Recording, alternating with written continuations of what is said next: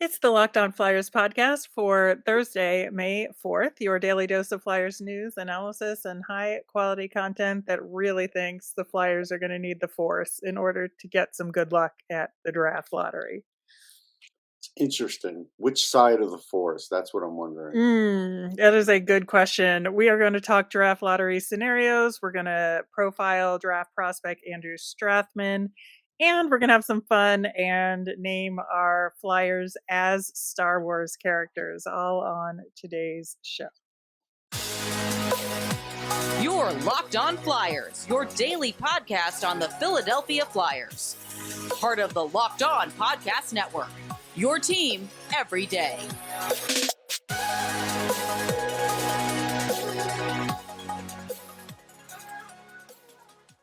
Hello there. Thanks for making Locked On Flyers your first listen every day. I am Rachel Donner. You can find me on Twitter at rmiriam. I'm here as always with Russ Cohen, who's on Twitter at Sportsology.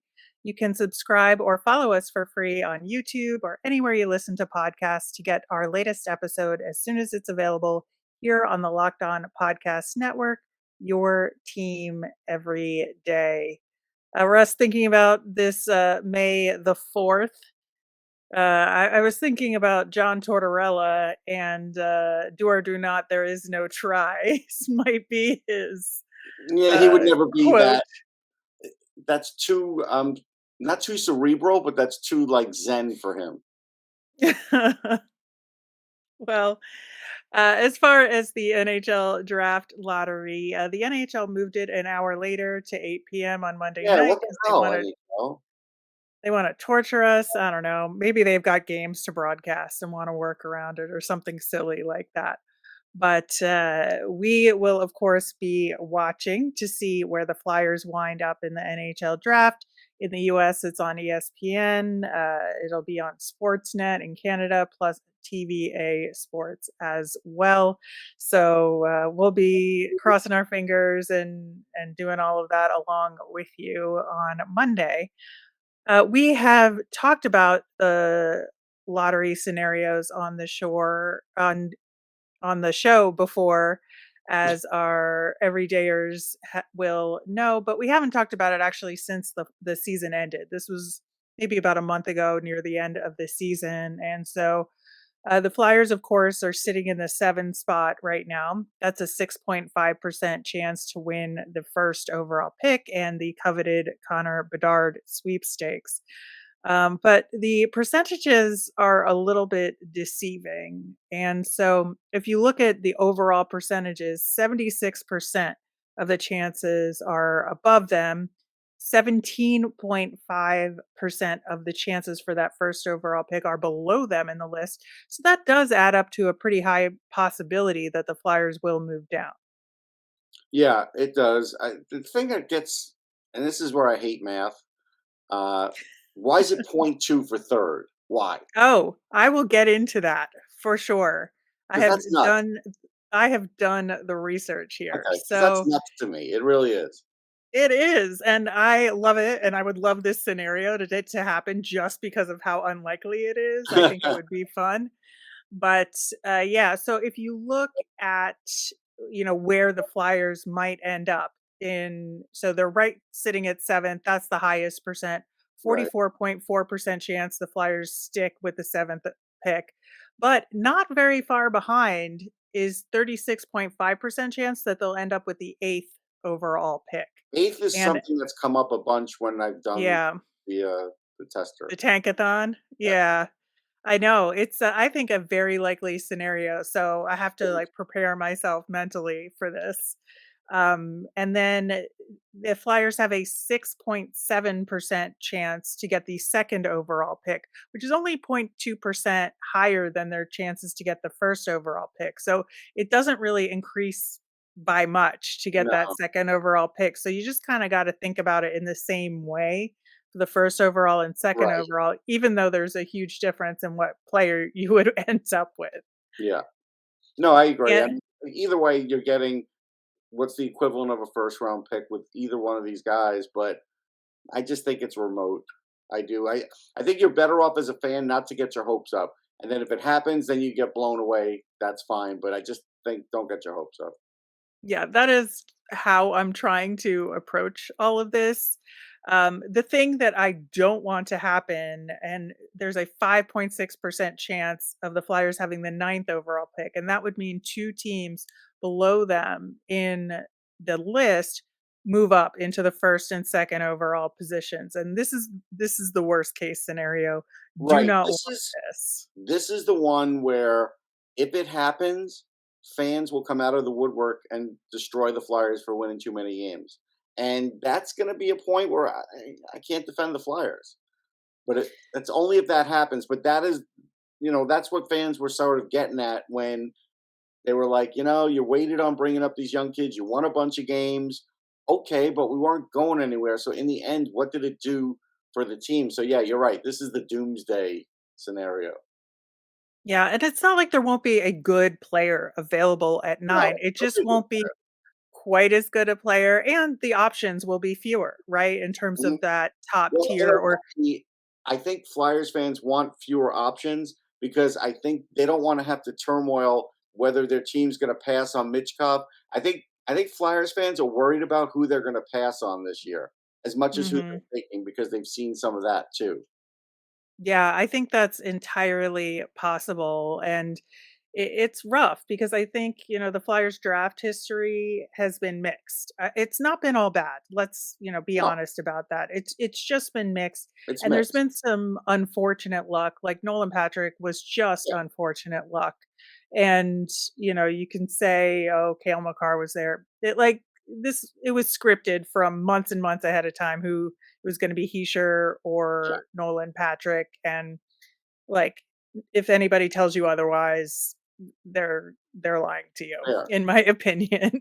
They are. I knew people on the inside that were telling me about how the Devils made their decision, and so I knew how they made it, why they made it, and I knew where Patrick was going, and yeah. Yep, exactly. So, Russ, you want to talk about this mysterious 0.2% chance the Flyers will get the third overall pick. So, this is that rare scenario here because Ottawa, who is in the 12 spot currently, has a top 5 protected pick. Mm, So if they are between 6 and 12, Arizona will be gifted Ottawa's pick. However, if they move up into that top 5, they get to keep their pick and that right, trade gets moved to the following year. next year. So the only way this happens is if Ottawa gets pulled as the number 1 overall pick. So that means they get to keep their pick and they move up. But since they're in the 12 spot, you can only move up 10 spots in the draft, if we recall Right, from the rules. And so in that scenario, Ottawa wins the first overall pick. They can't have it.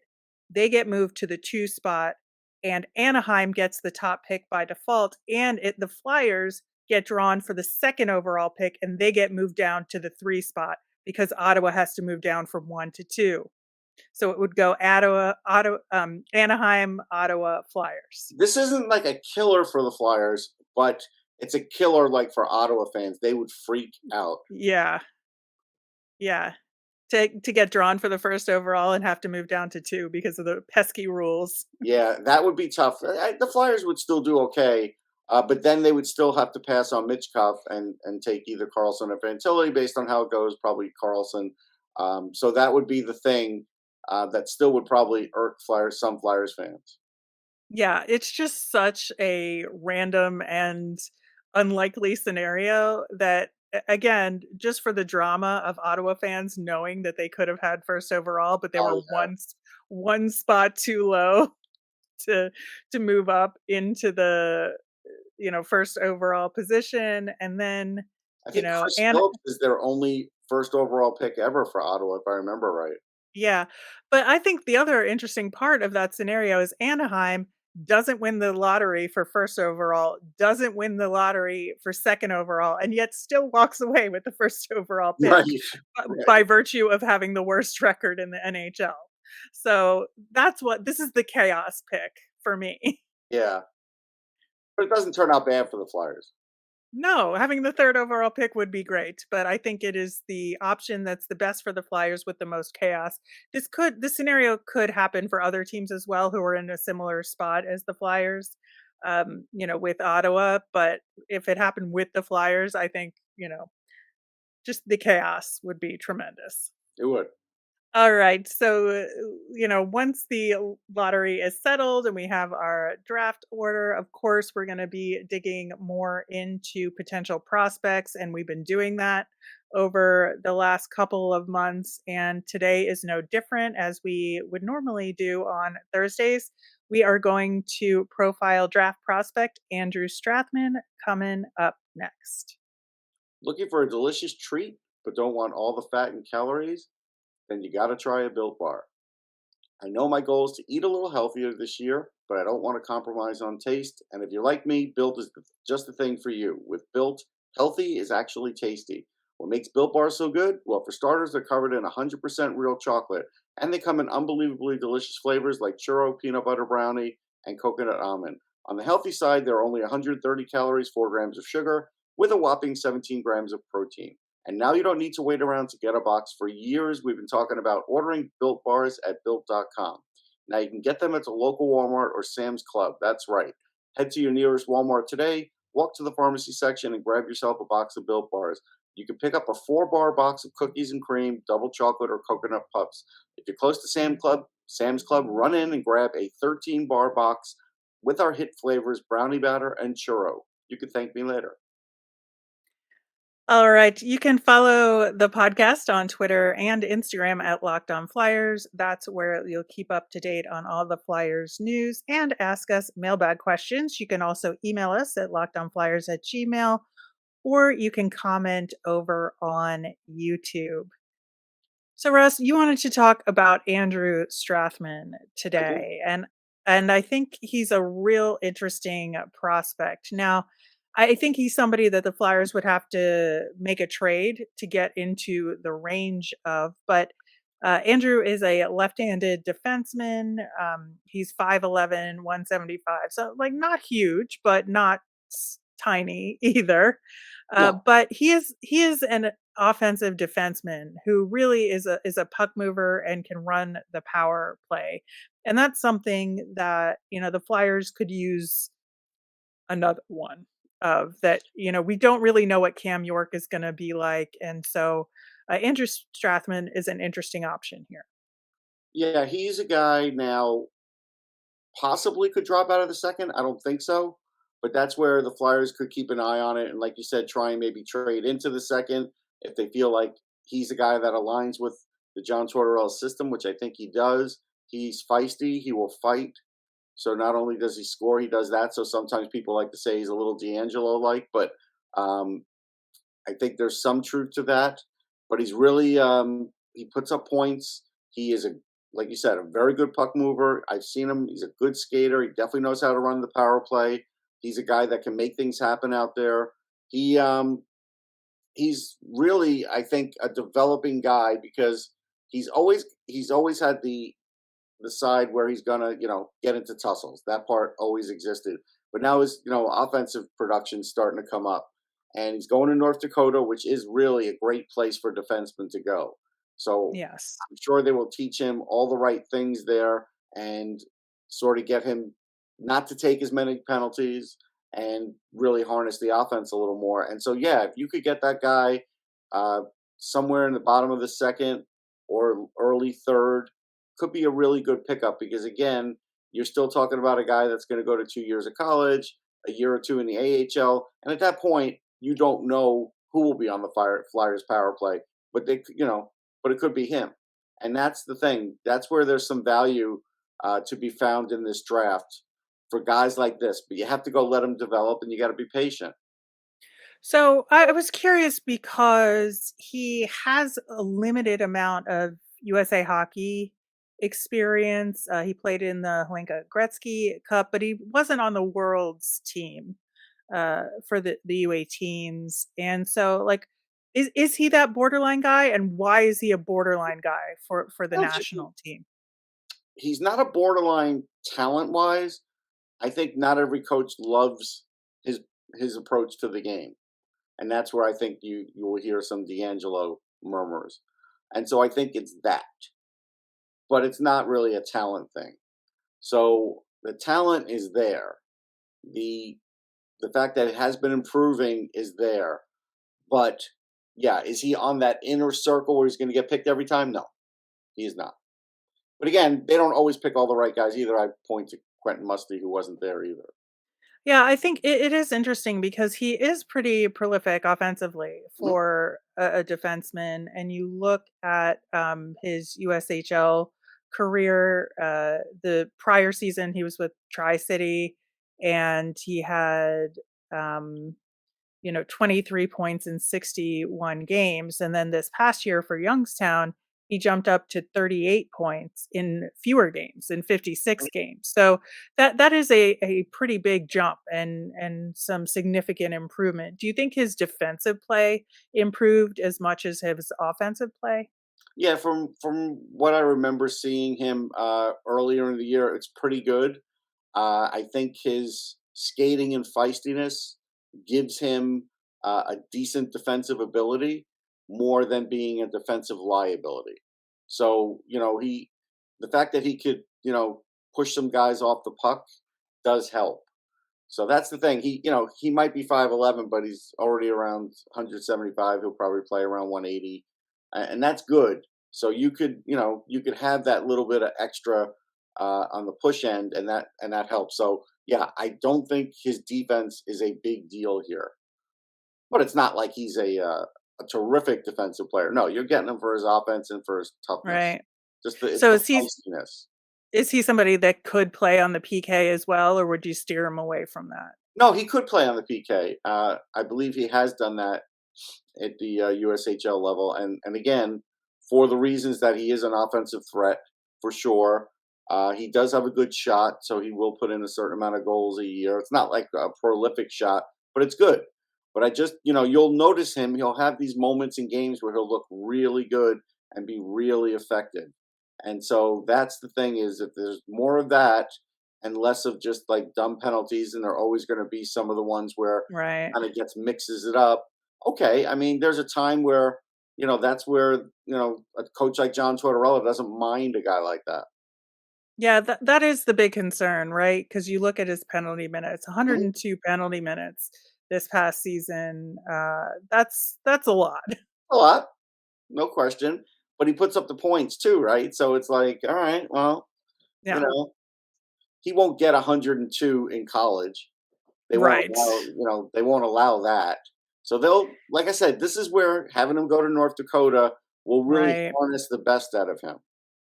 Right. It seems like the discipline of college hockey is something that could shape that and keep Yes. him away from those, Yeah. egregious penalties that he seems to be Like, known for. as an example, like if you bring up D'Angelo, he went to Sarnia. They didn't really harness that part, so he always was kind of like extra feisty and had issues as far as like what you see now. A lot of it you saw then. I think when you go to college, you're not going to last in college that way. You just won't. These college coaches will not put up with it. Yeah, I think, based on what I've read about him and looking at some highlights, it seems to me like he's a middle pair defenseman Yes. at best. Yeah. I mean, a middle pair guy, or even a bottom pair where he's going to play power play. But a middle pair is about right, because if you want to get the most out of them, that's where that physical edge could really help a team. Yeah, I think that sounds about right.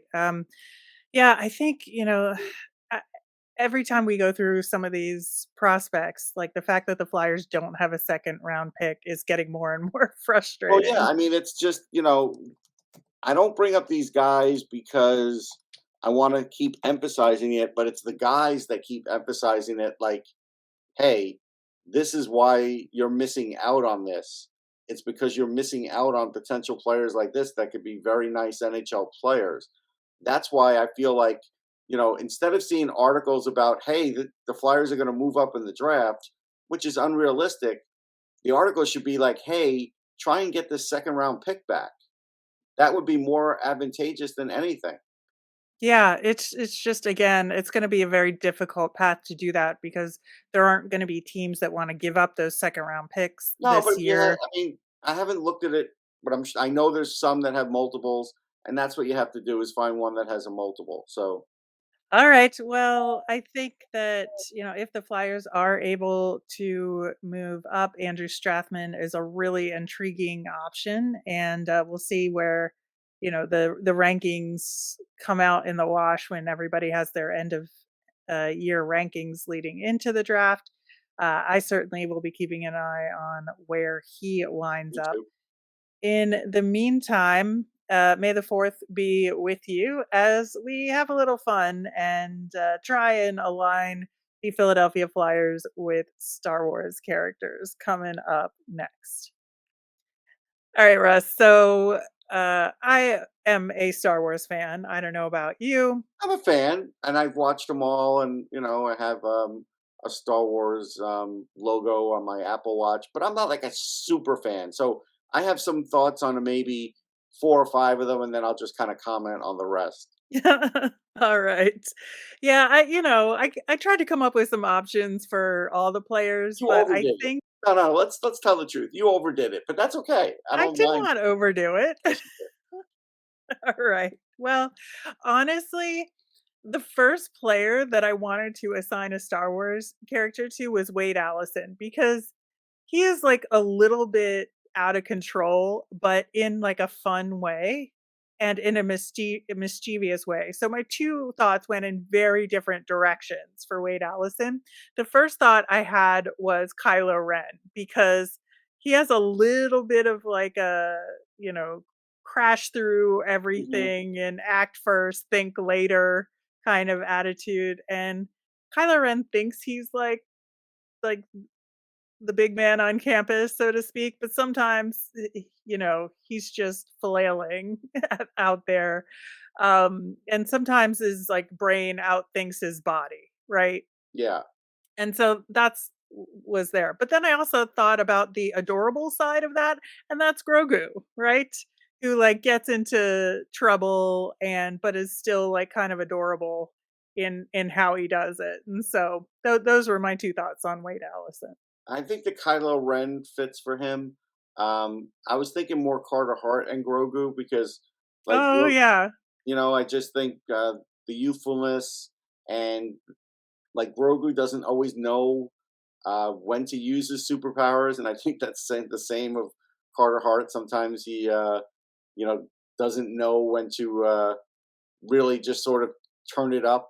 He's always sort of at the same thing all the time, which is good. It's good to be a goalie, but he does have another level sometimes, and I think he sometimes forgets that or doesn't want to always put that on display. But I think the youthfulness is really where I think Carter Hart and Grogu. Yeah, I went with The Mandalorian for Carter Hart. I got a little literal with the mask, but also I think that some of those qualities, like just good at heart, wants to do the right thing, cares about people, isn't going to put people down, Is he going to and swim in the water with his seeks goalie? allies. Is he going to swim in the water with his goalie gear on? Well, I don't know about that, but I think in terms That's of a Mandalorian attitude too. and yeah, well, frozen water. Yeah. Okay. Yeah, and then the other one that came to mind right away for me was Nick Delorier as Boba Fett Yeah, I think that's because yeah, I think it's pretty spot on because he's the bounty hunter, right? For yeah, it's perfect casting. He is the bounty hunter. Uh, can you trust him in the sense that if you trade Nick Delorier, that he's going to come back and not punch you in the face because he was a flyer? No, no, he still will do it. yeah, absolutely. And then I think I was probably trying to get a little too cute with it, but the more I think about it, the more it makes sense with the Travis Sanheim and Travis Konechny. That's C3PO and R2D2 for me. See, for Is I don't know, I could see him being more R2, but I'm telling you, I'm going R2D2 with Risto because we don't mm, ever hear from Risto, and you don't hear anything but beep up boop up up from R2.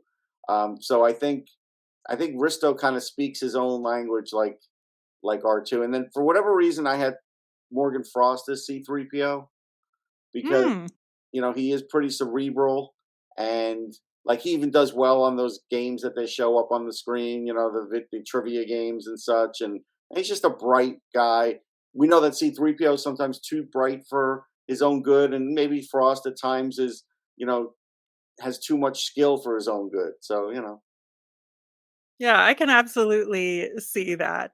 I think, one of the other characters that I love from the newer movies or the sequels is Poe Dameron, and I just really thought that Joel Farabee matched up with that because again, works hard, nice guy, wants to do the right thing, but gets into trouble sometimes and is suddenly inexplicably in a fight. And I feel like that matches up with I Poe. like that. That does match up. Yeah, and then, as far as, like, the kind of wizened characters of Star Wars, of course, like, Cam Atkinson and Sean Couturier and JVR are, like, the older, wiser Right. players, so to speak, and I tried to figure out what made sense for them, and I it was hard, but I felt like Cam Atkinson was Qui-Gon. Okay. I just He felt doesn't have like the height for that, but okay.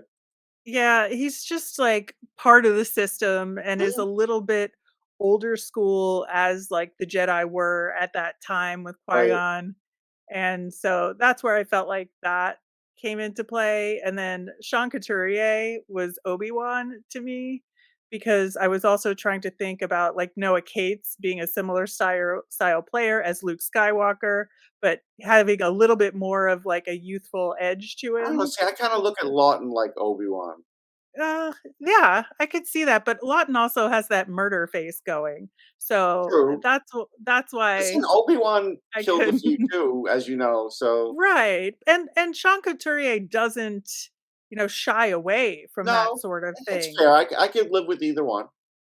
Yeah, and so I just felt like and also Obi-Wan disappeared for a while, as did Sean Couturier. That's true. So I was thinking about that as well, and then I thought that Owen Tippett would make a good Han Solo. Yeah, I think so. I think that's good casting.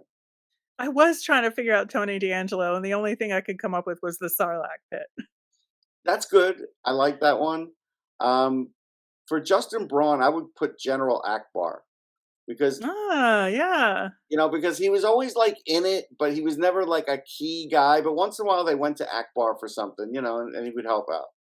Yeah, and, I think that, Cam York is, a good Finn, Yeah, I could see that.